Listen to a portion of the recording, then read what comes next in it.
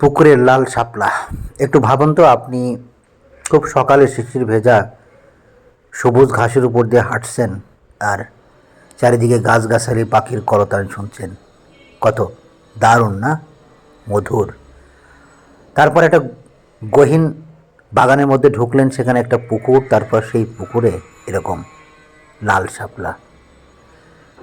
আর মনে হয় এই দৃশ্যটা হয়তোবা আপনার কিংবা আমার জীবনের অত্যন্ত সৌন্দর্যের একটি দৃশ্য।